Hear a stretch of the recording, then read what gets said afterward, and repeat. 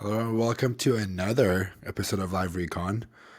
For those of you new watching the stream, my name is Ben, but most people call me Nahamsec. If you're not familiar with Live Recon is a live show where we bring on top hackers, people in the industry that have a great story to share with us, and we ask them about their background, how they did it, how they've gone to the place I've gone, and we get to know them a little bit. And at the end of the show, we usually have a segment dedicated to what we call mental health. And we'll talk about this. We'll bring up a warning again. The mental health stuff, we're not professionals. We're just three dudes who have friends in the industry who have been burnt out as much as we have. And we've heard the stories and we share with everybody else. Before I bring on my co-host, I want to make a quick announcement and say Happy Mother's Day. If you're celebrating, Happy Mother's Day. If you're not, still call your mother, call your grandmother, call the woman that was in your life as your mother and took care of you when you were a kid, or still do. Tell them Happy Mother's Day. Second announcement, Batman sucks. Don't watch it. The Batman movie sucks. I want to make this announcement that the new Batman movie sucks. If you're watching this on YouTube, you're welcome. Don't go watch it. If you have not seen it yet, also you're welcome. Don't go waste your 3 hours. And if you have seen it, I am sorry you had to sit through that garbage for 3 hours. All right, that's it. Let's bring on our host. First co-host is a good friend of mine. You've probably seen him around with me on a few random streams. We have done a lot of stuff together, collaborated. Stoke. Yes, good to be here. Is it in fact true that Batman were that bad?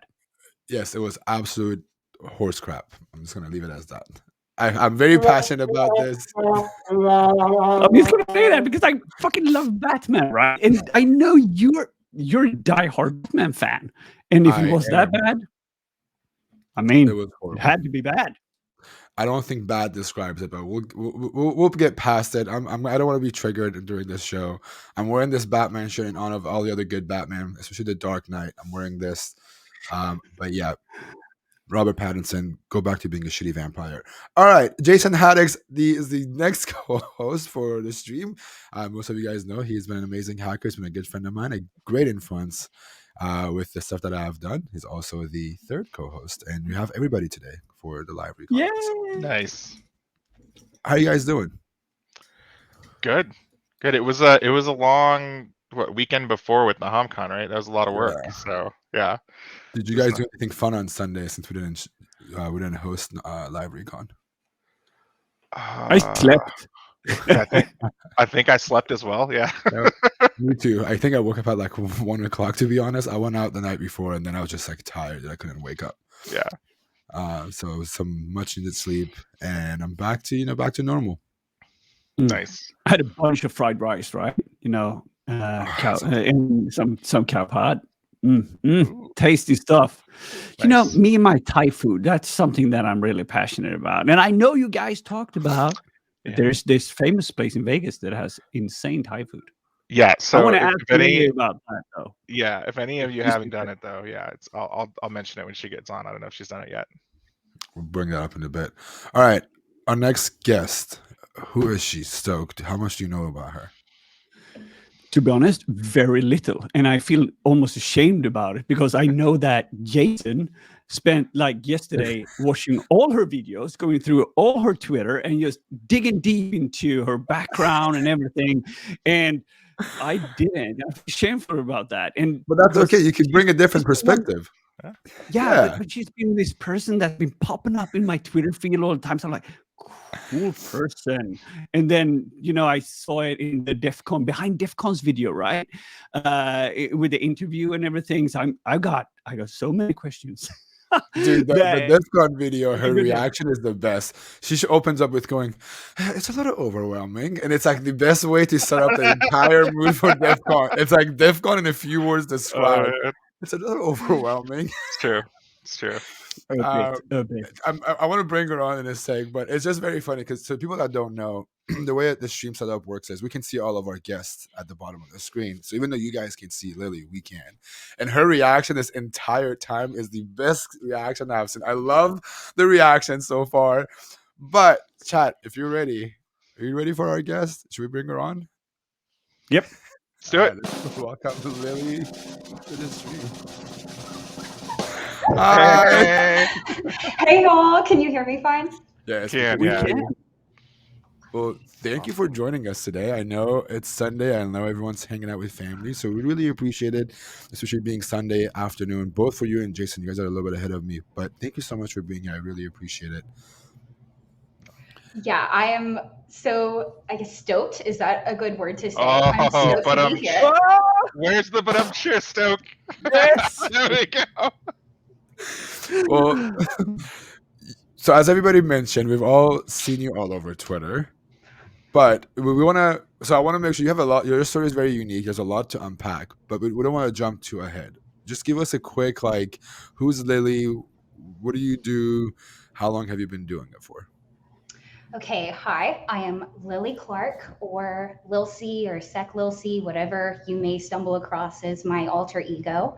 I am currently an offensive security consultant with Echelon Risk and Cyber, and I've been doing that for about 8 months. It is my first security job, so I am a newbie, I am a junior. Definitely don't have the background as a lot of your guests do, but new perspective. You have a great story that it's still I think it's very worth talking about. We'll get to that, but before we jump into the interview, Jason loves doing icebreakers. This is his thing that we've added to the show, and we're gonna let him jump in and do some icebreakers and tell you how we did these things. Cool, very cool. So I did about I must have watched at least 10 of your videos yesterday and stalked your Twitter. Oh, it was great. It was great. I learned so much about your journey. It's so inspiring because it's very similar to some other people I know who just force of willed their way into security, which is awesome. So, but I have some questions. They're not necessarily about security.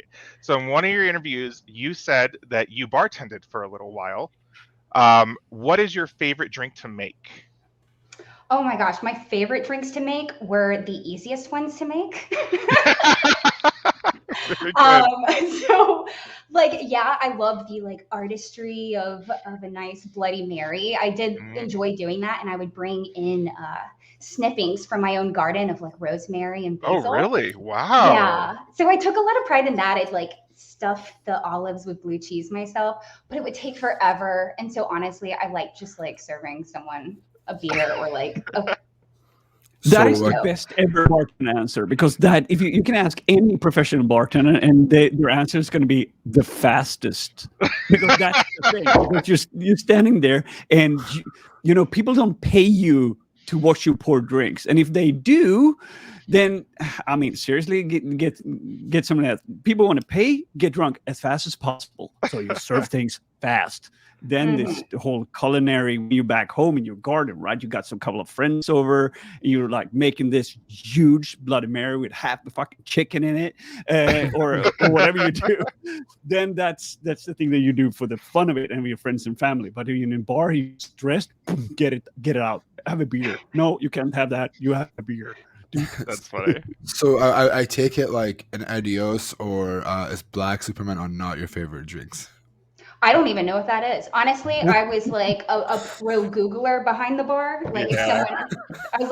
If someone asked me about a drink, I was like, well, do you know how to make that? Because I don't. Or, give me a second, I'll figure it out. Yeah, the Black Superman and Adios MF are the two. So here it's very in California. They're the ultimate college bar drinks, because the AMFs will wreck you, dude. Oh my God. Yeah, it's just there's no real juice or anything in there. It's just rum, vodka, triple sec. It's just the bartenders just grab 5 bottles and just pour them. Yeah. All right. So what was the craziest thing you saw while bartending? Ooh. So it's funny, the setting in which I bartended. Okay. I was on a lake in middle of nowhere, Alabama, and a lot of my clientele were old retired people. It's like the golfing crew. like The lake wild rat kind. crew. Lake. Yeah. Okay, all right, cool. Yeah, they would call themselves lake rats. You know, Lake I'm not rats, saying okay. that derogatorily. Yeah. But you're yeah, a lake rat crew. you're a water person yourself, right? You like sailing and things like that, or I've are you? never been sailing. Oh, but, sorry, that's my bad. Yeah. So that would be cool. yeah. Okay. I did see that you play a little New World. You did some gaming for a little while. Are you still doing that? So I am an accessory to my boyfriend's gaming. Yeah, you fish a lot, right? I do. So Yeah. I don't really love PvP. My boyfriend's a big PvPer. I like the super mundane tasks that'll just like put me in a trance while I'm watching, something like live recon or another interview. So it's just like something to keep my hands busy. So I'll just like up all of his skill levels while he's like golfing or something. Yeah. Yeah. It's fun for me. Makes sense. But Yeah. that's about the extent of my gaming goes. Cool. Yeah, I mean, we're Ben and I are big gamers, so yeah, I like to raise my blood pressure with a lot of Call of Duty. Like when I feel like I'm not stressed, I just turn on Call of Duty. I'm back to stress mode very easily. That's why I kind of have been avoiding you, Ben, a little bit, like playing some Call of Duty, is because I don't want to turn our friendship into that, where we're like, it's like we're raging at each other in the gaming. I think Jason seen me play Call of Duty, like screaming through the microphone at my friends before. So yeah, that's my gaming. I respect the hustle. I respect it. So okay, so a little bit into like infosec and hacking and stuff. So I saw that you were like really dying to do a physical or a social. Have you got to do one yet at this point in time? Not yet. Okay, all right. But there's one, not to give away too much or to assume too much at my job, but I believe I may be going on a first physical like in training. Ooh, nice. So we'll see. I saw you tweeting about it, and I was like, maybe Lily doesn't know what she's in for, because some of my first physicals, they give me all the junk work, which was like literally dumpster diving in the rain and like. I'm okay with that. Okay, all right. Dumpster diving, I don't care about that. All right. Hopefully it's a bank. I hope it's a bank to get your wish of robbing a bank to come true. Yep. One day. I'm okay if it's not this first one, but I'm learning and I'm putting myself in a place to learn. So I'm just Lily, excited. I want to get this out of there. I've seen you, we're going to talk about this, but I've seen you tweet things that you want to do, and I've also seen those come to reality for you. Yes. So yes, I think robbing a bank legally, I don't want to sound like, I don't want you to be on the news for robbing a bank, but I think robbing a bank is really something cool. I'm gonna say in the next year, you're gonna retweet that tweet of robbing a bank and saying, "Today I robbed my first bank legally," and it's gonna come all to reality eventually. It is a rut. I gotta come to Europe and do because we got threat intel-based teaming engagements where banks are mandatory to be running here, so you can just. I'm gonna break into your system, and then you do fun stuff. It's all mainframes in the end, so yeah, go have fun. I can't do social though. Social fucking breaks me. Jason, are you good at social? I mean, I was when I was pen testing, but after my first, I think 10, I had to stop because some people got fired from a social. It wasn't under my control. We told them not to do it. We were, a small consultancy, and they ended up firing the people anyway. So totally bad move, but I didn't want to be responsible for that anymore. So I was like, nah, I'm not going to do any more phone socials. So yeah, or even phishing. I moved away from phishing too. So, but I was going to say for the physicals, Lily, if you in your target area, I used to do a lot of banks in California, like the small credit unions. If you go to Goodwill or something like that and find a shirt, relatively in your size for any of the trash companies, like a button down, grab it. And then you can basically just walk into the bank and take their shred bins. If they haven't chained them to the wall, just walk in with your shirt and just grab the shred bin and pull it out, and they will not ask a question. They'll be like, oh yeah, people take our shred bin, and then jack the shred bin open, take all of the creds and bank statements and stuff in there. We used it every time. It was so great. It happened every time. It was great. Yeah. That's amazing. I just wrote that down. That was amazing. Okay. All right, cool. Yeah. That is a little evil, but I think those are all the icebreakers. But again, I'm really hoping I'll see that tweet from you in the next year or so on how you broke into a bank legally. Me too. All right, so you're up with post Icebreakers. Yeah, I lost the connection there a few seconds. I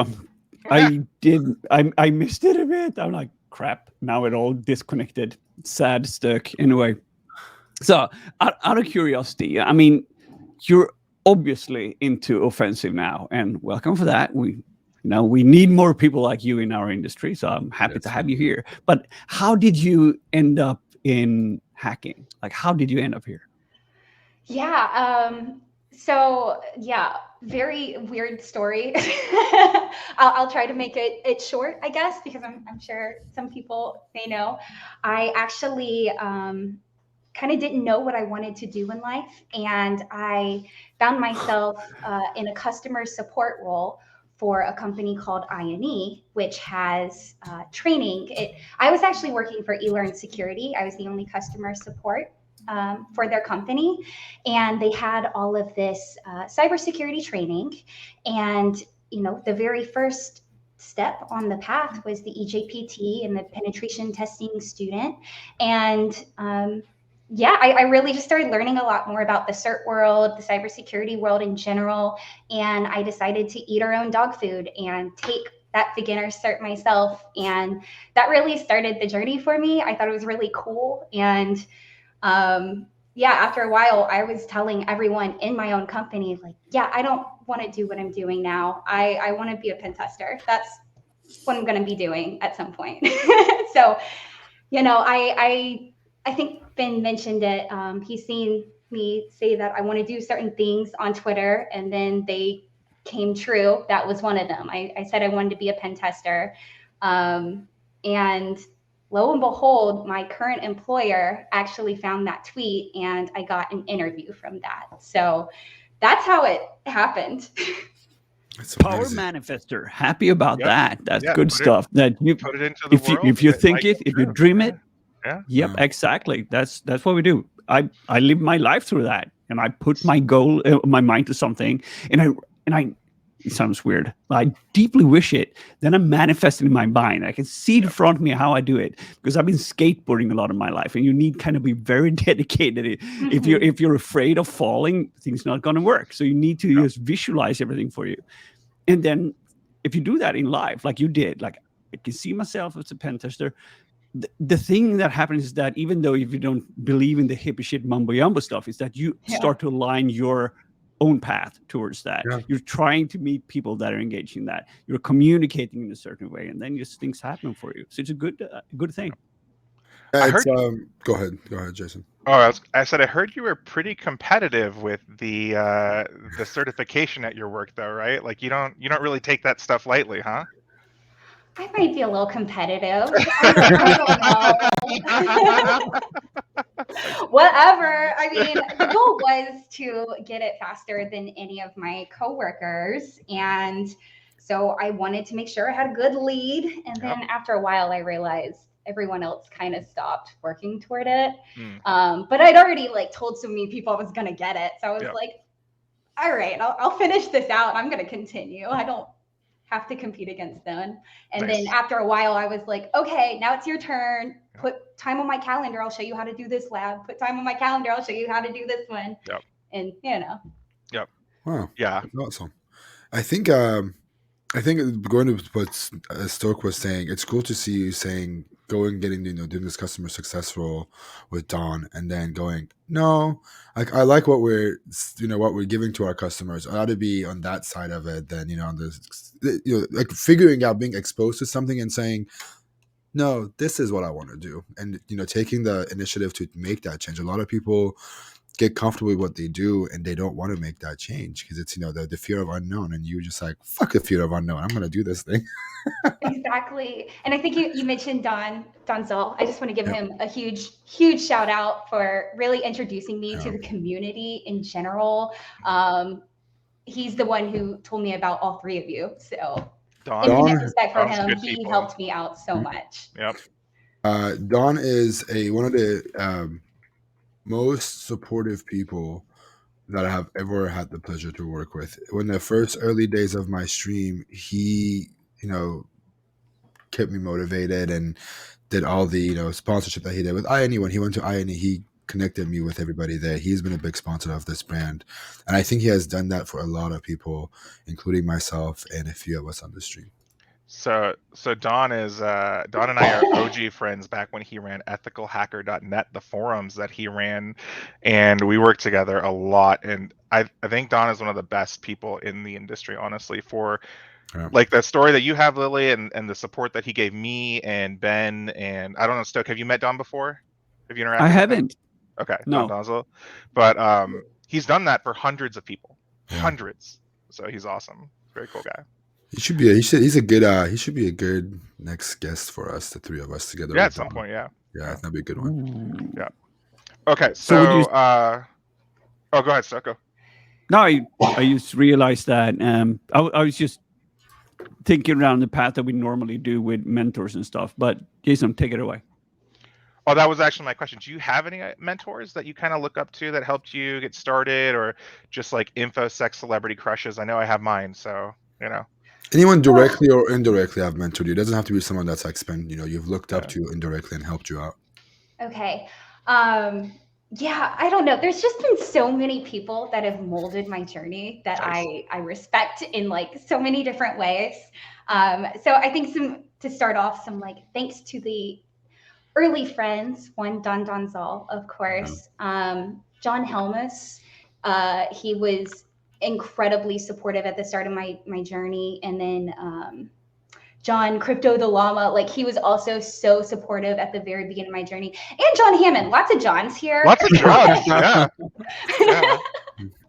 But I mean, just the people, I don't even know. Like, it's more the people that have been supportive of me as a person that really kept me motivated. It wasn't always, go this way for InfoSec, because I can Google, I can figure out at least a certain path and some certain steps to take, but it's the people that knew me as a person who cared and who motivated me to keep going. Like that's really matters to me.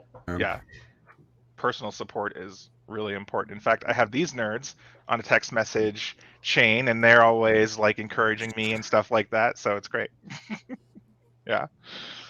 All right. Yeah, I think having a group of people that could understand your goals, whether they do the thing that you do or not, or you have similar goals, but having that group that's like willing to push you until it's gonna be okay makes a huge difference in the world. And honestly, sometimes strangers on the internet that you don't hang out with, I don't mean like they're strangers, but people that you don't see every day in your life, like you don't interact with them physically every day, are more supportive than people in your immediate circle because they don't understand what you do. Yeah. But that's why we make friends in the community, people who get us. Yeah, absolutely. You mentioned a couple of times that like you don't feel like the same person that you were like a year ago, like now that you're this far into the journey. What do you mean by that? Like how have you changed? Gosh, I mean, well, let's be real. The pandemic changed us so much. Oh yeah. Sucks so Like, much. Yeah. Lots of stuff has happened, like I don't know. I've really just like been able to focus a lot more and work on my habits, work on my rituals. And, I've been one of those that does avoid going into public a lot of the times. And so it's like I took out that whole portion of my life that was going out and drinking, which I now realize was a huge portion of my life. Oh, and the sports and drinking. Like I don't really care about any of that stuff. Right. Yeah. That was actually one of my icebreakers, because I saw something that you were like, you're an Auburn fan and you like sport, and then you were like, I hate sports now. And I'm like, oh, damn. Look, War Eagle forever. Oh, really? Oh, forever. Always. Okay. All right. Yeah. Okay, cool. All right. Always. All right. But I don't let it take up as much attention in my life as it used to. Yeah. I've now filled that time with other hobbies and interests, and it's just a different focus in life. Makes sense. Yeah. And I can truly relate to that, because I used to be all about social meetups and all that, and hang out with people and getting drinks, and I'm like, no, thank you. Get me out. and because even though, social interaction is something that you need to practice. I'm an extrovert by design. So I love people, but it taxes me when you're not used to it. I'll get home and I'll leave early because it's too many people, or I'm feeling if I'm not heavily drinking. But as soon as you stop not drinking that much, you realize bars are pretty taxing, and you get tired and like, I want to go home. Can we get some noodles instead? I pretty much stopped drinking too. So like when I do see other people, I'm like DD, or I will only have a single beer for the entire night, which is very different than I used to be. But like, it's just weird now. I'm like, this is. I think blessed on the Sunday mornings where you don't vomit half the day. Awesome. I feel great. Yeah, I was gonna say the next mornings are wonderful. There was a good minute there when I was hosting live recon on Sundays, pretty hungover, and like people caught on. Yeah, like I would get on and people would be like, "Man, you look very exhausted." By the way, Lily, I love your shirt because it echoes like everything in InfoSec. Like it's just exhausted. Yep, that's how it is. Life is a burnout. That's good. Yeah. The merch. I love me some good merch. Yeah. Very good. So earlier you mentioned you went and worked with Don at eLearn and you did the EJPT. Do you have any other certificates outside of EJPT? Is that the only one? I didn't. I mean, I guess I have like a basic cloud cert from INE. I don't really. I'm going to stop myself now before I continue. But Those are the only two certs. Yeah, so I was going to go for more. So I got my EJPT in December 2020.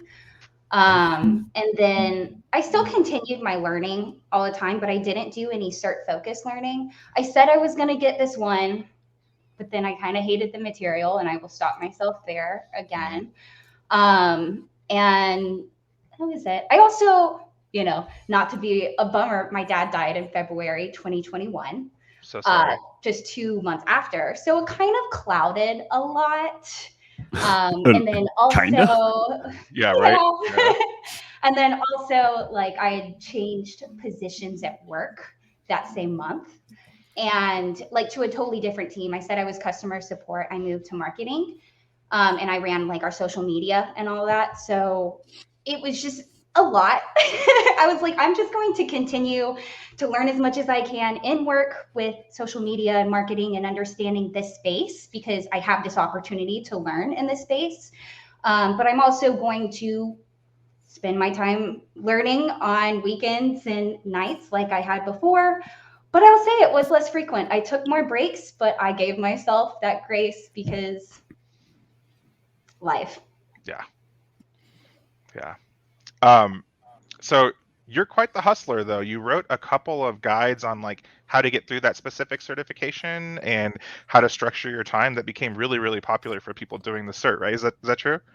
Yeah. Okay. It's kind of funny. I didn't expect it to get any traction. It was it was one of those things that I had just kind of written in my free time, and then they moved me to the marketing team, and they didn't have a real position for me. And they were like, do you want to write about this? Like you seem to know the community a little bit. And I don't know. It got some traction. It's just kind of funny. Awesome. I have a, do you mind a spicy question in this kind of realm right here? Sure. So how do you feel about that cert that you took versus like some of the more industry standard ones that are expected right now, like OffSec and like SANS and stuff like that? Do you feel like it was good? Have you looked at those other ones at all? Like, yeah. So I'll admit I don't know the SANS Institute as well, because I view that as a non-reality for me. They're really expensive. I don't see myself really going down that path, and I've heard amazing things about them, but I just don't think it's realistic for me. So I haven't really looked into them that much. OSCP, I'll say it's a couple steps above an EJPT. So I think it's kind of apples and oranges, but I do like the EJPT as an intro, as you have to be hands on keyboard. You have to understand your goals and how to get there, and some basic ways to get there. Yeah. Well, everyone starts somewhere. Yeah, I mean, exactly. So I think most of us started out clicking a scan button somewhere. Like, Yes. Yes. So, yeah. 200,000%. Yes. Yeah. 20 years of Windows. Next. Yeah. That's all it is. That's the work. I'm curious though, since we're talking about certification and all, is there anything, you know, on your horizon, something you're looking to that you want to get accomplished, or what's next on your radar? Or you're like, fuck it, I know everything now. Certs are for losers. Well, I would never say that. So really the way I look at it is, unless my company is specifically asking or I'm looking for employment elsewhere, I'm not really like working super hard for a cert. Unless again, like the outcome, the cert is proving that I knew X, Y, and Z that my company would like to see. Outside of that, you know, I'm Googling daily at work. I'm learning a ton. Like all of us. Right. Yeah. And, you know, we're CrowdStrike partners. So right now I'm actually going for my certified CrowdStrike Falcon Hunter. It's a threat hunting cert. Yeah. Yep. So the Falcon Hunter cert sounds pretty cool. I'd like to be called a Falcon Hunter. Nice. But other than that, like, required or recommended by my company. Sorry, I think. Oh, Lily, hold on one second. We're getting like crazy feedback. Yep. I'm going to mute myself, see what happens. I think it may be. Okay, so it's not me. Whew. All right, I'm going to unmute everybody one Is it by me? one to see. No, it's not you. Let's unmute Jason really quick. Is it me? Lily? Nope. Let's see. I can't unmute her. Can you? Uh-oh. Yeah, it's her. Oh, I see it. Ah! Somebody said their dog left the room. Oh, sad face. Okay. That's okay. This We'll is the give part her of the show where this turns into sign language. When Lily.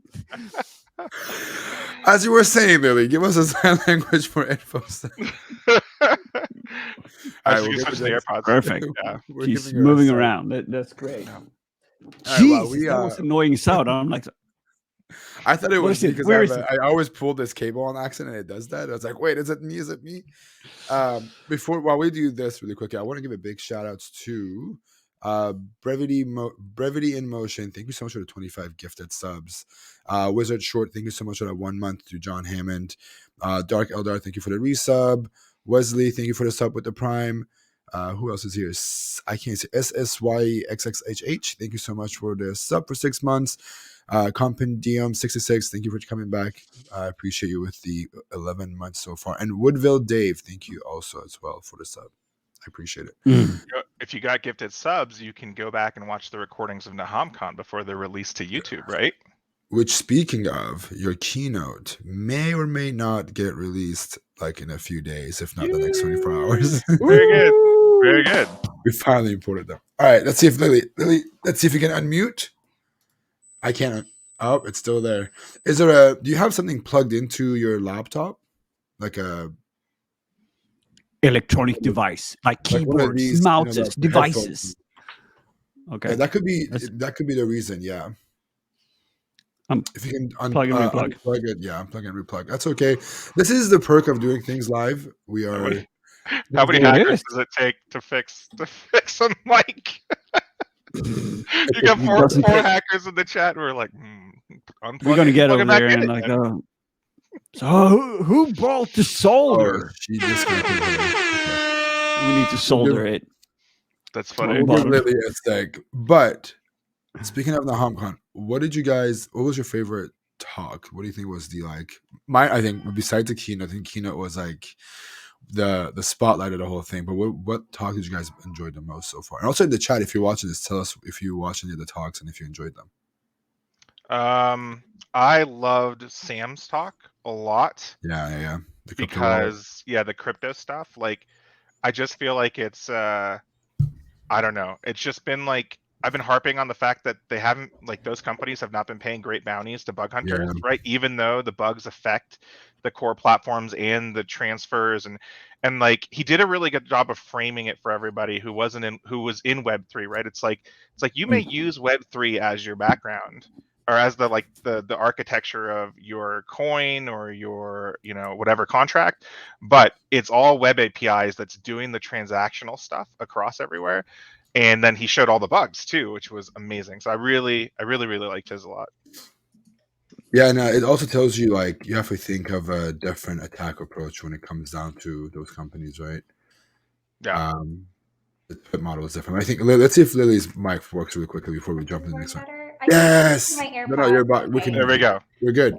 Good. All right. Well, we were speaking about learning and talking about the talks at NahamCon. How much time really are you spending nowadays on learning new things? You said you Google things daily, which is of its own learning. But do you have a dedicated set time of like, I'm learning this many hours, or I'm dedicating it to learning something new? So right now, I don't have a good ritual or habit around that. I find that, I'm far more productive over a long period of time when I do. But right now, I don't have a good ritual. Right now, my go-to is let my anxiety guide me. Yeah. Which unfortunately is a little too often sometimes. I'm like, oh God, I don't know anything. I should be working on something. You know that that never goes away. The TikTok you made, like it's sometimes a lifetime thing. Yeah. Lily has this TikTok she made that she's like, sometimes I wake up, it's like a Kardashian's voiceover or something. It's like, sometimes I wake up and I know everything, and the next thing I go, I actually don't know anything at all. Yeah. Every day. Yeah. I wish I could tell you that gets better, but it doesn't. Like especially in hacking, you're just like, oh, I feel pretty okay, and then you're like, oh no, I don't know anything about this thing. So, yeah, that's how it is. It's the constant, never-ending hill of realizing that you don't know shit, and because it's always something more to learn. Yeah, and that's the thing. It's like as soon as you dig into something new and like, all that shiny stuff over there, super interesting. Had no idea about that. All those other people already knew about that I didn't know, and you start to feeling you have these imposter syndrome and everything, and then you realize everyone has it, the same thing. I think Lilly talked about it on one of her interviews about how to get past that, some of it is like you just got to be good at Googling, right? Like Googling is a core skill set for being a hacker, right? Like. Before we get ahead of ourselves, the imposter syndrome stuff, remember there's a segment dedicated. We'll come back. Okay. We're gonna come back to our videos, not giving any legal advice. I do have a question for Lilly here. So I know you're in hustling mode right now. I remember my first year of pen testing was so stressful. Do you have like your favorite bug yet that you found? Like that was yours? You don't have to tell us the client or anything like that, but like the class of the vulnerability, like what made you get up and like do a little dance when you discovered like, a bug or something like that?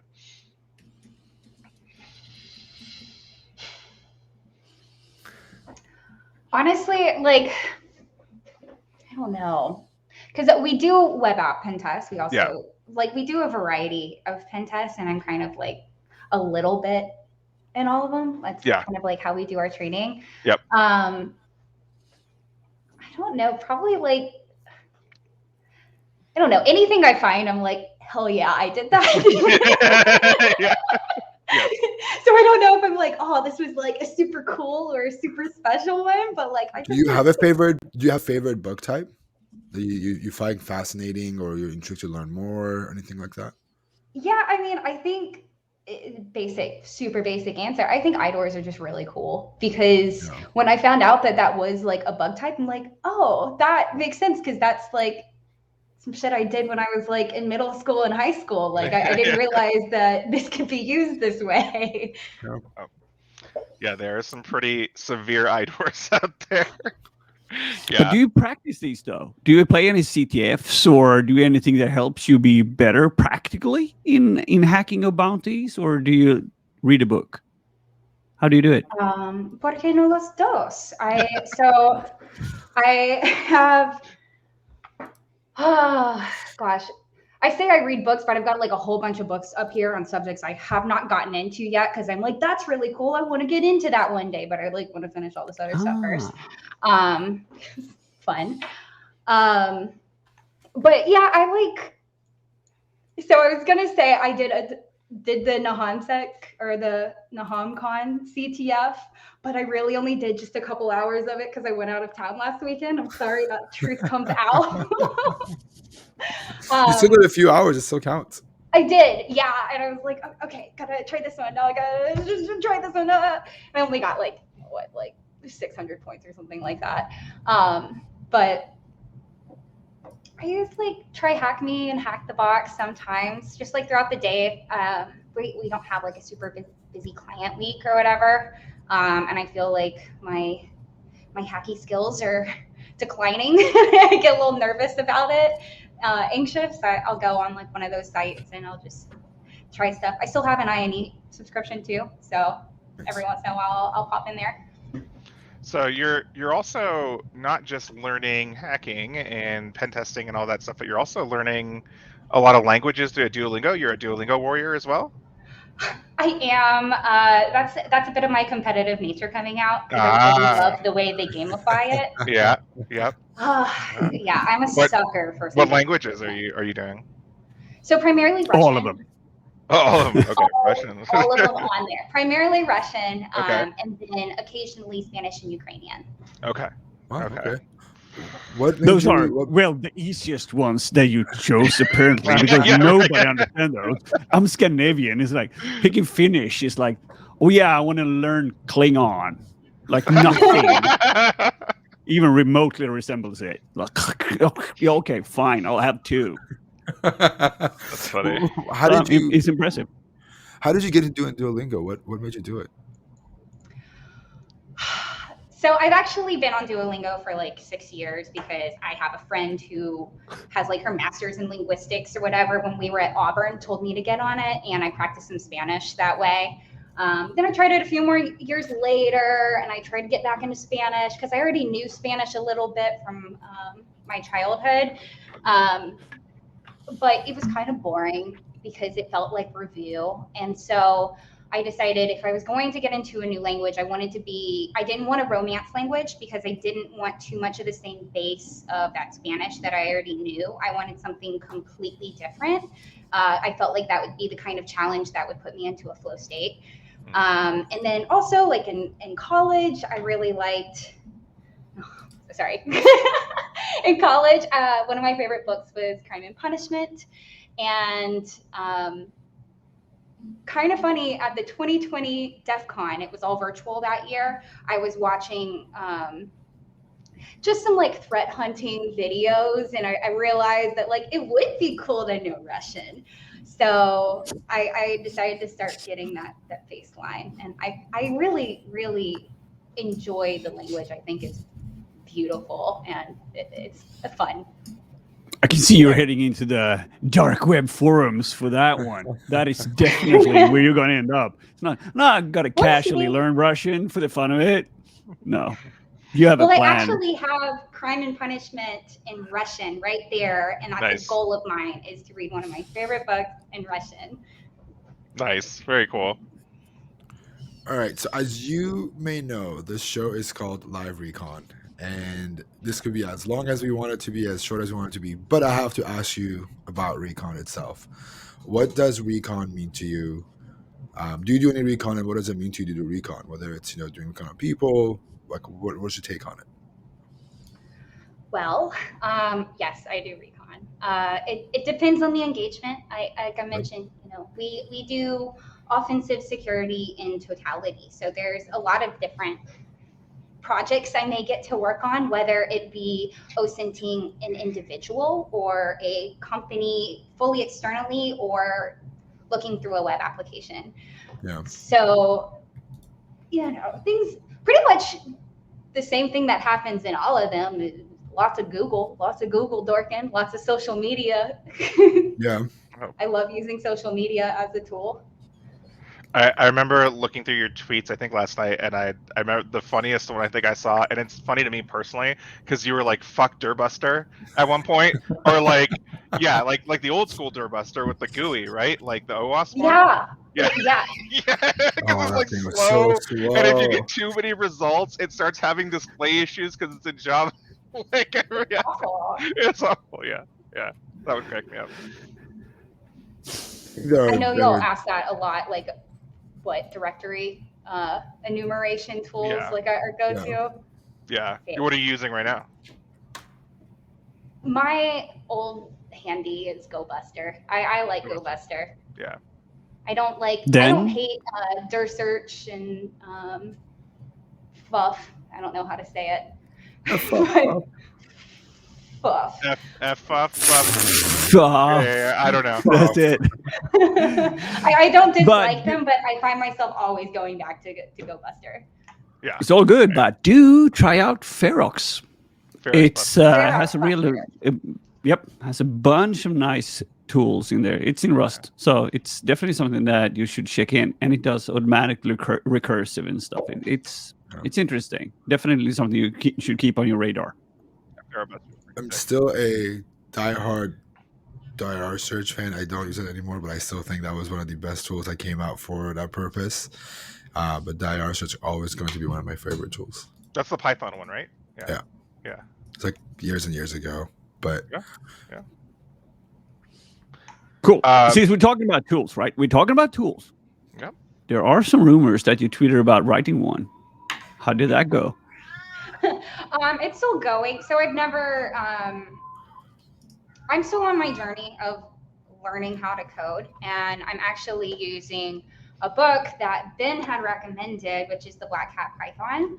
I'm like few chapters in, and like every once in a while, I'm like, okay, I can use this, and I can use this like concept, and I can move it into this tool. But it's a bigger project than I anticipated. So it's in the works. We'll see something eventually. Is it like a directory brute forcer, or is it like a active directory enumeration thing? You give us a hint. Yeah, it's a password sprayer. Nice. oh, nice. Okay. It's actually a really good place to iterate because not a lot of people have done it in a while. Like I still use brute spray, and it's kind of janky a little bit sometimes. So that was the Isn't idea behind Hydra one of those tools you can use as well, right? Hydra. Yeah. Hydra is what you can use. Hydra. I use Burp Suite. Just easy. Yeah. Burp Suite, all the things. Just, So are you? it's just easier to do it. So sorry, we interrupted you a little bit there, but are you a Burp Suite user? Are you using it for web app testing? Yeah. Yeah, I don't really use Zap. I've like touched it a couple times, but I just go back to Zap's sad now. Yeah. Zap's not going to be happy when you say that. Poor Zap. Don't cry about it, Zap. Yep, exactly. Celebrate your burpness. I'm happy about that. Burp community or Burp, you have an actual license. You still use Community, baby, let's go. Okay. Oh no, your intruder never scans are save so a slow. single Oh, thing. No. Oh no. I pretty much just stay in repeater and intruder. Yeah. Fucking I think it would be noobs. really, straight up. I think I've seen how much faster intruder can be with Pro, and I've seen some other really cool stuff. But later on down the journey, what I'm using with now, free is fine. It's going to be all good. You never need to save any of your work. You don't need the plugins and ability to do collaborator. I get it. So it's all good. That's Nahamsec style. So it's all good. No problem. That is the reason to use both, though. So, like, if you want to keep in Burp free because you like the UI or workflow better, and just use the intruder tool, the equivalent in Zap, it's not rate limited. So you can just switch over and do like an intruder run in Zap if you want to. So, or you could just FF it. Or you could FF it, yeah. Yeah, just use other tools. Yeah. Yeah. It's all good. Fun times. So you guys are such Zap haters. I'm moving towards Zap. I think Zap is actually better than Burp in some areas now. I just don't want to hate my life when I'm hacking. You know, like when I'm not finding bugs, I don't want to have to hate my life even more. Dude, the freaking spider in Burp Pro is so bad now. It just hangs. It's like you don't have any visibility over it. You can't control the output. Like it's just horrible. Dude, seriously, you don't have enough ROM. Just get more. I have 128 gigs of What not do you enough. need, what do you Not need enough. 128 gigs of RAM for, Jason? What are you hacking into the Because main? What's I hacked- Are happening? you using I hacked Excel? I hacked a really big program. I got a big bounty, and I'm like, I'm gonna buy the most ridiculous computer I can afford. And so I spent like $5,000 on a computer with 128 gigs of RAM. I love this comment. Damn. Yeah. i9, all of it. That's what I was going to say. I was Close like, Chrome. it's because he's running Chrome and Microsoft Teams at the same time. Yeah, I am running both With of those Slack at in the the same time. background. Yeah. It's true. It's all true. All right. Well, Well- it's safe to say this next question we're not going to ask you about burp plugins. Being on the community edition of burp, you can't use any burp plugins, which tells me you probably use mostly proxy and repeater and burp suite to make your life easier. Is that accurate? Yeah, you're my kind of hacker. It's you and I get along perfectly fine. It's what I think too. I pay for a license, but I don't use anything on there. So I'll Yeah, say the only reason I would get a license is to get the Portswigger Academy cert or whatever. I would say that would be a cool one worth going for, but you need I agree. like a personal pro. I think I looked into it. You couldn't even use like a company license or something like that. Yeah, I agree. Before we move into the next segment, one, I keep seeing people say ads. I don't know what Twitch has done differently. It happened during the HomCon. I've disabled ads. Especially if you're a sub, you should not see an ad anyway. Some subs were saying they're saying ads. I apologize. I will figure it out after the stream to see why. But before we jump into the next segment, I want to give full warning, disclosure. None of us are professional. We're not mental health professionals. We're just people that have also struggled with mental health issues, with anxiety, with imposter syndrome, and all that good stuff. So don't come after us. Don't come after us if this advice doesn't work for you. We're just going to be sharing our experience with you guys based on what we do. So Stoke, I'll let you kick us off for the next segment. Thank you. My favorite segment of the day, because I care about the mental health. And so my question is, we know that you do the Duolingo. You used to do the sports, and you, but you now, you introvert a little bit more. You find another routine. I'm curious, what is that routine, and is that what you do to, unplug from work or debrief to get into your state of having fun or similar things? Yeah, so I think a lot of my state of having fun is just feeling steady and in control of my life. But something that I do is the night before, my morning starts with the night before. I write out a list of the things I would like to accomplish the next day. So, and sometimes I write it out. I'm like, okay, 7 a.m., walk your dogs, make your breakfast, eat your breakfast, wash your face. And like, I'll give myself those easy wins, but like keeping me on track, because if I don't have that, I'm like pacing back and forth and I don't know what to do. I don't know what to do with my hands. I'm just, what? And then, start work.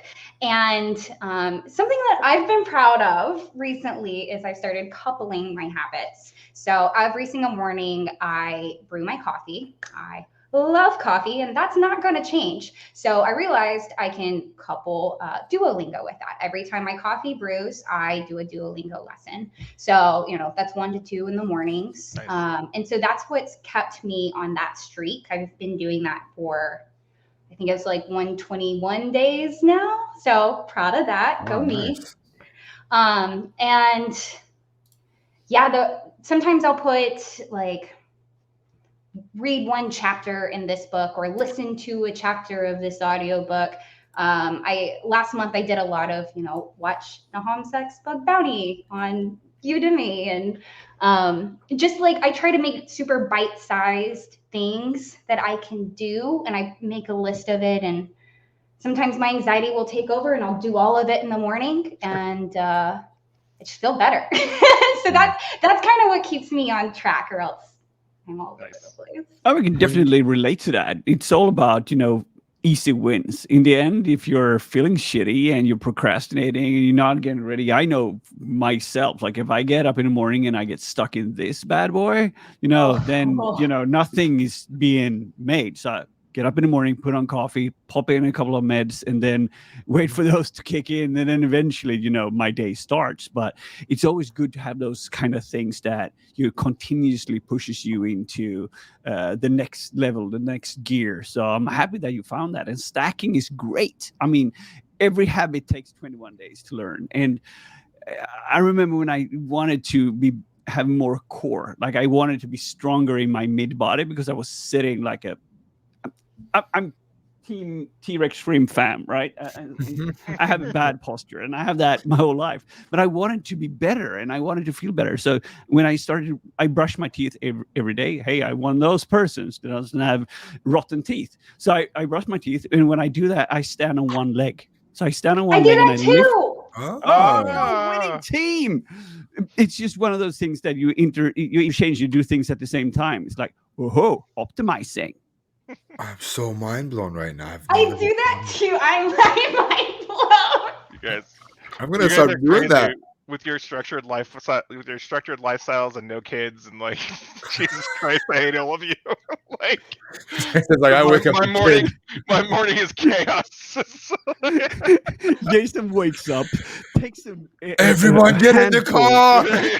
Yeah, takes like a handful of T10 dices and rolls them. So, let's see what this day says. Crap! Random things. I love the writing out your day thing. I do something similar. I'm just curious, when you are writing out your to-do list, do you make like I'll tell you how I do mine. I do the top priority thing. This is the one thing I get done today. It needs to be done today so I can be less anxious. Then there's the next 3 things that I'm like, okay, these are the priority things throughout the day I want to get done, whether it's for work, whether it's for personal stuff. And then I have 5 things at the bottom that I'm like, hey, if I get these done, I get them done. If I don't, screw it. Next day or next week, I can get it done. Okay. Do you need something similar? So it depends. There's been many iterations of this. Yeah.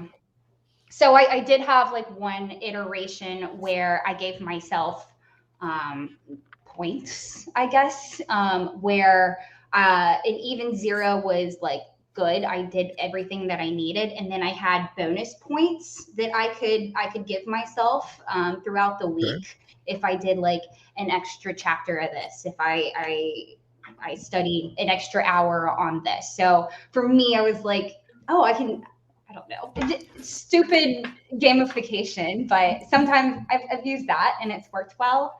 But where I'm at right now in my mental health, I can't handle looking at more than what I can chew. So I'm just giving myself lots of very easy things to look at. Yeah, and then it's very fair. First of all, like the first step is to like taking charge and doing what you're doing. And there's days like, if I could pull out the red thing I have there, it's my daily organizer thing. There's some weeks that like the entire page is full and I'm just like crushing doing things. And there's weeks like last week after NahamCon when like 4 days I did it, 1 day I didn't track my habits. I was just like, nope, I'm free floating this week because I'm still a little stressed from what happened the weekend before, and my days are a little bit off, and I just do my bare minimum is like, make sure you go to the gym, make sure you eat healthy, make sure you're giving time to yourself, and you do the one thing every day that you have to finish for work. So at least you're producing out work and getting through it every day until I can get back to that routine. And if you fail, it's okay too. That's the thing. Anyone that's driven by anxiety, you realize that you're comparing yourself with everyone else. You're comparing yourself to the life you wish you had. You're comparing to all the things. And you worry about the future and you worry about the past. The whole idea is just to be more nicer to yourself. Say, fuck it. I'm okay the way I am. I can't do this today. Okay, I'll do the best of it. But that's it. That's all you need to do. Yeah. Having empathy for yourself, yeah. There's definitely been days where I just had to look back on the day and give myself a pat on the back because I just kept going. I put one foot in front of the other. I might not have like accomplished anything, but I kept going and I fought through and I had resilience, and that is praiseworthy. Yeah, sometimes just making it to the end of the day is the victory, right? Yeah. Sometimes it's like that though. I mean, you're gonna wake up and the whole goal is to get through the day, and hopefully the next day you wake up and you feel a little bit better until it's gone. It's all sometimes it's not the next day, it's just getting next to the next week. It was kind of like that for me last week, and eventually you make through it. So what you're doing, and people that are watching, like having the structured day isn't for you, You don't have to have it that way, but for some people it works. I realize if I do that, it helps my anxiety knowing that this is what I have to do today. It makes me less anxious. And then when I do everything on my to-do list, I don't feel bad about not doing anything at night. Because I have a problem of like sitting on the couch and going, oh man, I could be doing this. I don't know if any of you have used Trello before, but like I use Trello for the things you're talking about, like at a macro level, because I can't control my life that much. But when you move one of your tasks from one Trello board to the done Trello board, a little thing of confetti pops up, and I am addicted to the confetti, to like making things like complete. It's just like such a small little thing, but it makes my day good. So Asana does that too. I yeah. love Oh Asana. no, I can't do Yeah. Asana, please. Oh, Yeah. because you're not using it right. I love Asana. I used to use Asana as well. Yeah. I'm an fan of that. Asana is if my You team people and somehow- your organized list. I'm just amazed. I'm like, list? Hold on. Ah, calendar. I just want to. I gotta record this and make a point. I'm doing like we at HackerOne. My team was very big on using Trello, not Trello. Sorry, we were very big on using Asana. Like everybody wanted to use Asana. It's a trigger word for me. It still is to this day. And I just want you all to know there was a running joke that if you didn't want me to get something done, you put on Asana. I hate Asana with a passion. And I'm recording this on Instagram so I can send it to my previous team so they understand that how That's much funny. I still hate Asana. That's funny. I got nothing but mad respect. I saw a comment in the chat that's just resonates me. It says chaos of post-its right here. And that's me. That's my life. I write things on post-it notes and I put them everywhere because as soon as I put them in a book, I could write them in a list and I put them in and I close it. And it's like, it's gone. It's gone. I can't. Yeah. Then I can't remember it. If I Oh. put it in Asana and all these places, I can't remember it. And every time I get these kind of notifications on my phone that says, "Bing, you got a meeting in 50 minutes," I'm like, "Fuck."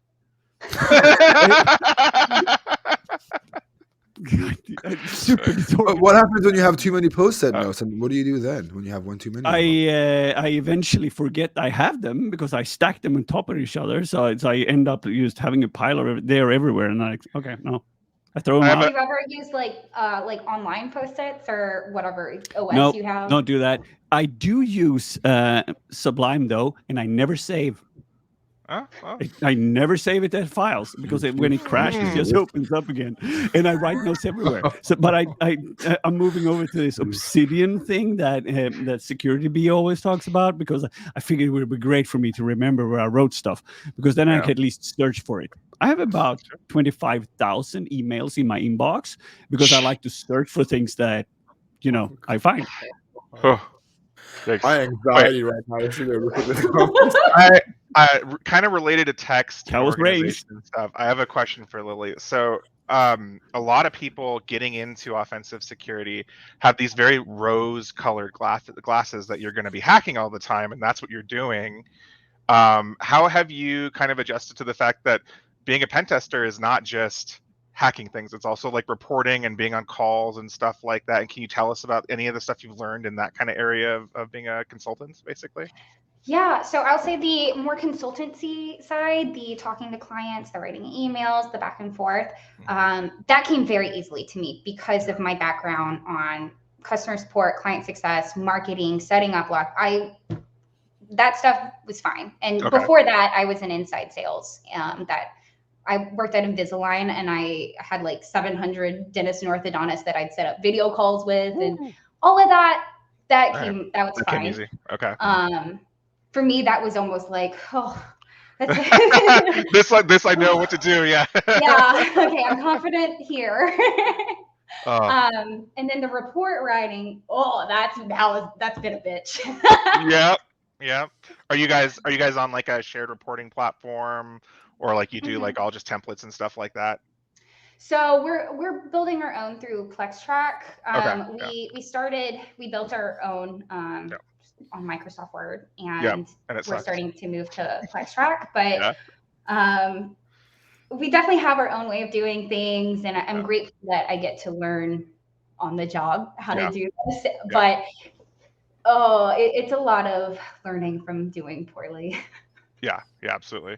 Okay, cool. Back to the mental health section. So how do you balance like home life, and then working and like research? Like, you talked about how you write down what you want to do, but is there like hours that you give to each of these things, or does it just bleed over into like 14 hours of the day, or like do you try to stop it at 8, or like what is your kind of balance look like?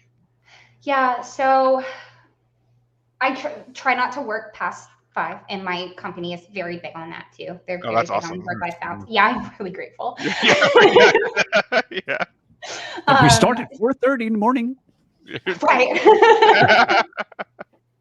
No, I'm so grateful. I've got a team that respects my mental health, and but I don't know. I give myself like an hour in the morning. I do try to structure it where 7 a.m. to 8 a.m. I'm going to do these things, these easy wins. Then at lunch, I think about this because I'm like, what if I want to prepare something in the crock pot for dinner? Right. So I'll write that down, or I'll chop veggies or something while I listen to an audiobook.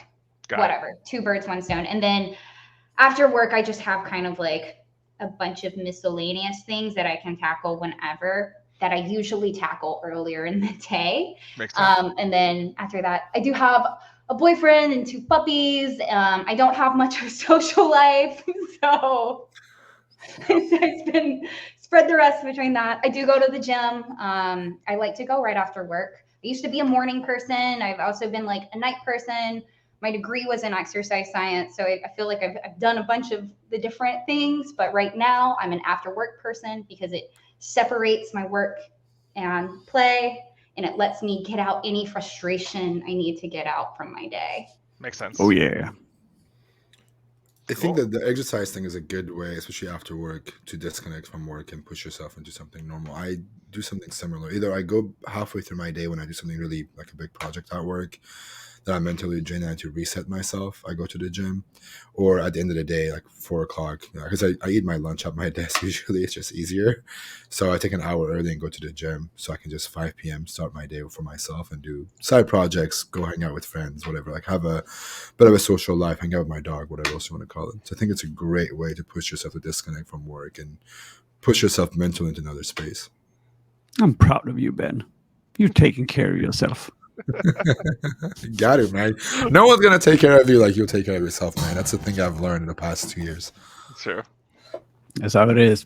So we talked about, I think we nudged upon it a little bit, but what's your take on burnouts? Because there's different views around this, obviously. But what's your take on it?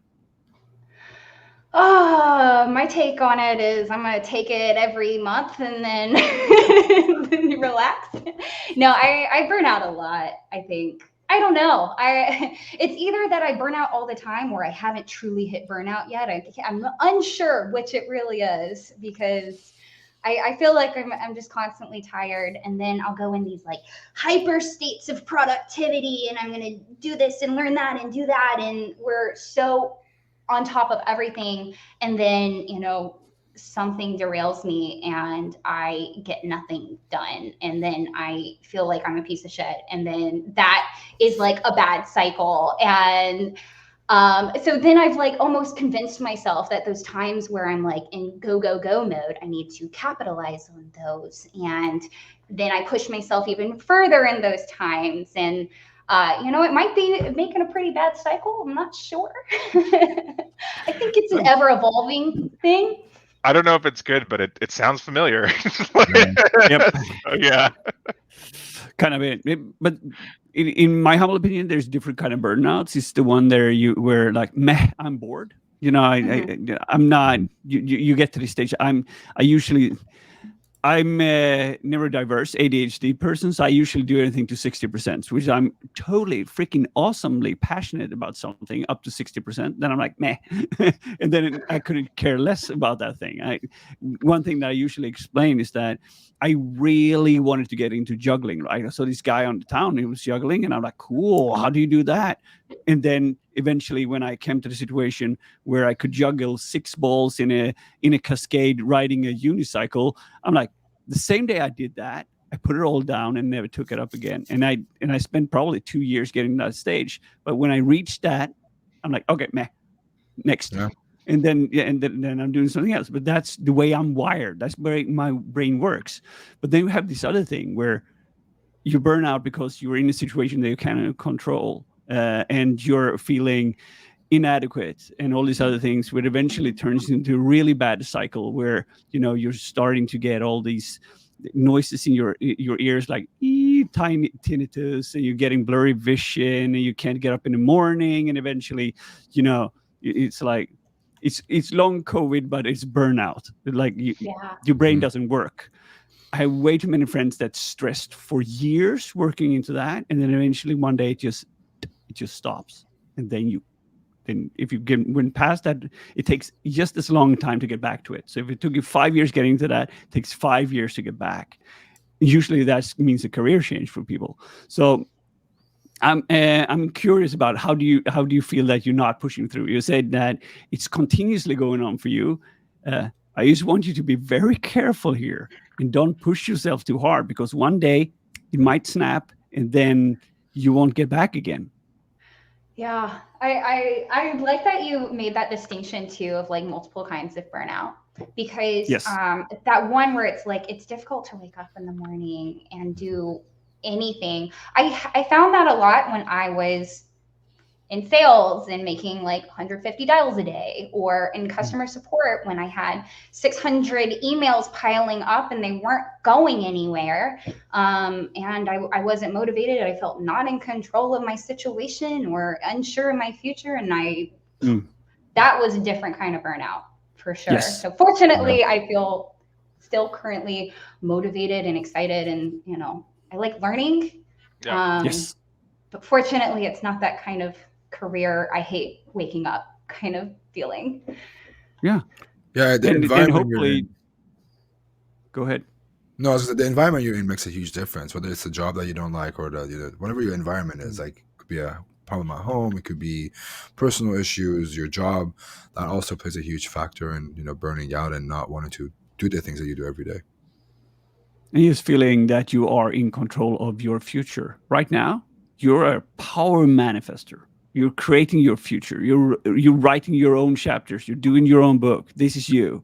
You got one life at this. If we put reincarnation on the table, you have no freaking idea where you can end up. Maybe you'll be a worm in a compost. Who knows? But so we better do the best part we have here now, right? And then just being the way that you're doing it right now, dedicated to the cause, feeling good, and say, I'm gonna be happy today. This is my life. It's gonna suck too. I accept that as well. Fine. Yeah. But I'm doing the things that makes me happy, and I'm on the path where I feel like I'm in control. Super important. I need like an alarm clock. I need like an alarm clock that has your motivational like tidbits like right by my bed when I wake up. And like maybe I'll just call you in the morning, like we need to make a daily we need to make Stoke create a daily information app with his voice. Yeah. But it's all hacking related or infosec related, right? Blue teamers need it the most, right? Like red teamers get a little bit of a break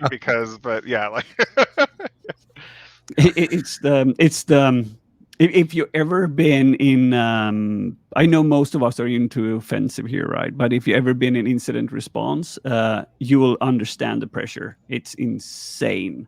And those hours that those teams put in, super impressive. So and that's usually where people break. They break hard when they feel that they're out of control and too much hours and don't eat, sleep, and take care of themselves. There's a reason why we say at DEF CON, like, eat, sleep, take it, rehydrate, get some sleep, eat something, shower, all that stuff, because we get lost. People get lost.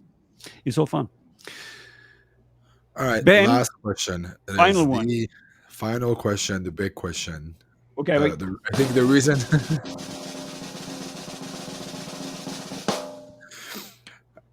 What is your take on imposter syndrome, and do you struggle with it? Yeah, I mean, I was like, why the hell would they ask me to be on this show to begin with?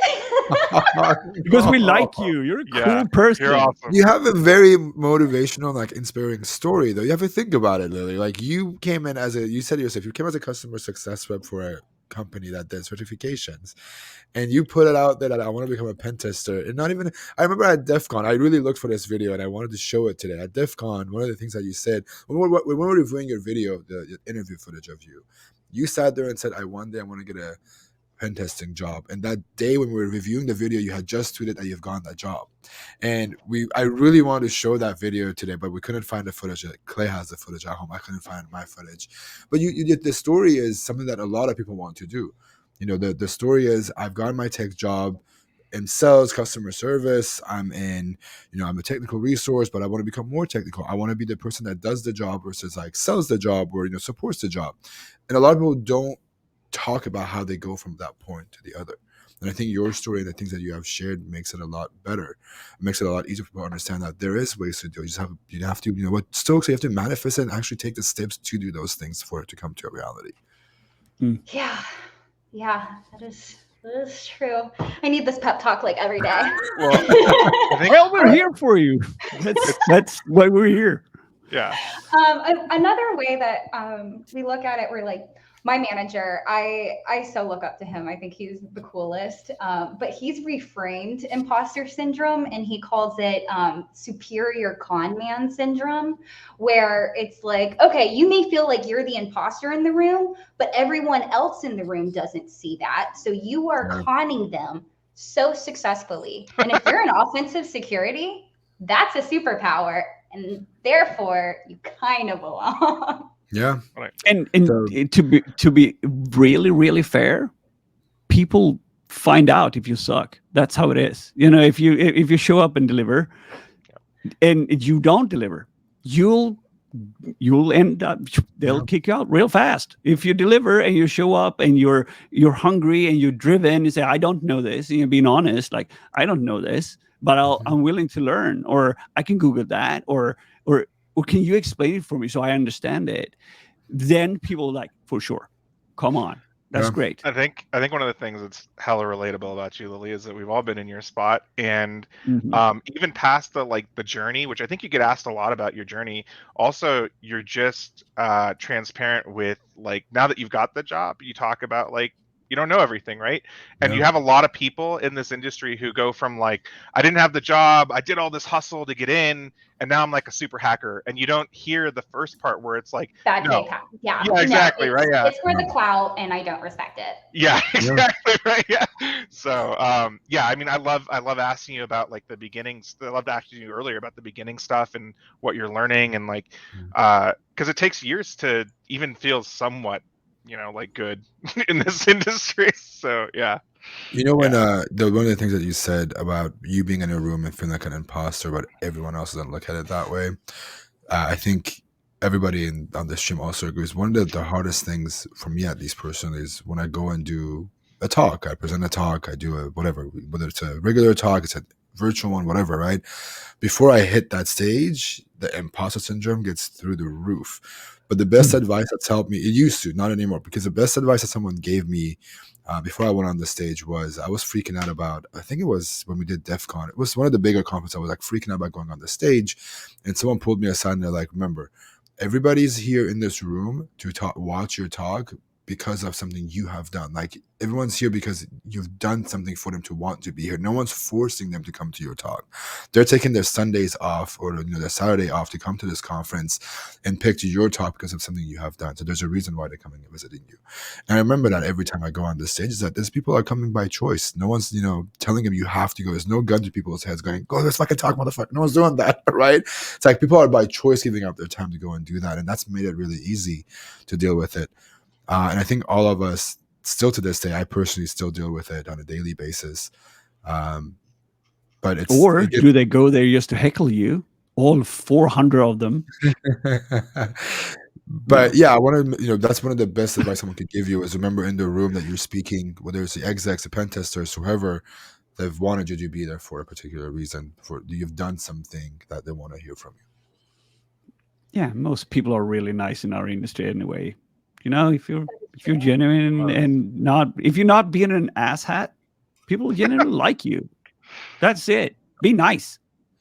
Lilly, I think we're ending up our block here, but where people want to follow your journey, where can they follow you? Like to see your crazy TikToks and there's your Twitter. Where else are you on? What other social media can we find you on? Yeah, I'm on the social medias all over. I I tend to be No a little shame. bit more. Yeah, I tend to be a little bit more unhinged on the platforms. I have fewer followers, just full disclosure. Okay. Whereas like I'm on Instagram, I tend to rant on my stories sometimes. I'm really sorry. I'm pretty unhinged on Twitter, which is right there. And then I am super buttoned up on LinkedIn, Lilly Clark, LILYCLARK. Nice. And then you're planning on going to Hacker Summer Camp, so we'll get to see you there, right? That's the goal. That's Yeah, the goal. I had so much fun last year. Yeah, I mean, we Dear boss, I must we'll go to a place. we'll get you there. Or it's other hackers. If you're having issues, we'll figure out a way to get you there. We Yes. promise. Yeah, that's a given. We need And to have then- this in person with the four of us. And then we can also plan to maybe celebrate your birthday around con time, or was Mhm. that something? August 4th, baby. I celebrated the Black Hat last all year. right. All right. Okay. We'll find some kind of hacker cake or something. I don't know. Ooh, Nah. okay. Naham cake. Naham cake.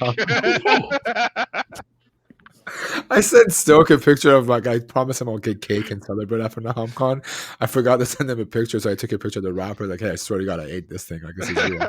His response was Naham cake. And I was like, okay, I'm gonna go do it. Very good. Well, Lily, thank you so much. This was very, very fun. Thank you so much for being here. Thank you for giving us your Sunday. I know you're busy and you have a lot going on. But thank you so much for sharing your story with us, being open to this. Is there anything you want to add on? Any word of advice? Anything you want to say to the viewers, whether they watch right now live or for when we go on YouTube? Just if you're trying to get into the community, you're trying to meet more people, get invested in them. No one cares about you until you get invested in them first, honestly. So care about other people first. Nice. Cool. Well, thank you so much. I can't wait to see you at DEF CON this year, and hopefully we can do this in person next few months. Yeah. Thank you. See you Thank later. you. Bye, Lily. Bye bye. Have a good Bye, one. y'all. All right, Stoke. I know it's late for you, man. Thank you so much for also being here on a Sunday night. I know you have work yeah. tomorrow morning, but thank you so much, do. man. I appreciate it as always. We'll announce next week's host and guest sometimes in the future, and hopefully we'll have you on here either next week or the week after. Sweet. Thank you, dude. See you later. Bye. And Jason Haddix, man, thank you so much for helping us out last week, helping me out this week, being on the stream. Thank you so much, man. I appreciate it. Can't thank you enough for being a part of the show. And I'll also see you either next week or the week after. Yeah. Whenever you need me, man, I'll be around. Thank you, man. I appreciate Later, it. everyone. All right, and everybody else, thank you so much. It's very fun to be able to do this on Sundays. Thank you everybody for I know for some people it's late. I know in India it is pretty late for you. It's on 1 o'clock. Some people are staying up very late to watch this. In Europe, I know it's late time for you to go to bed. So thank you so much, everybody. Thank you. I really appreciate it. We'll be back next Sunday. If you're around, come to Discord, hang out with us on Discord. If you've subscribed and I missed your subscription, thank you so much. Everybody that's subscribed, people that subscribe when I'm offline, thank you. Like, holy crap. Thank you so much. I really appreciate it. I can't thank you guys all enough. This was very, very fun. We'll be back next Sunday. Also, if you are in the Tennessee area, I'm keynoting Knoxville in Tennessee. If you're in the city, you want to come hang out, besides Knoxville is where I'll be Friday doing a keynote on bug bounties and getting started. So come and hang out. If you're in the city, I'd love to catch up and grab a drink with everybody. All right, that's it. I love you. Thank you so much for being here. That's it. I'll be back next week, and I'll see you all on Sunday.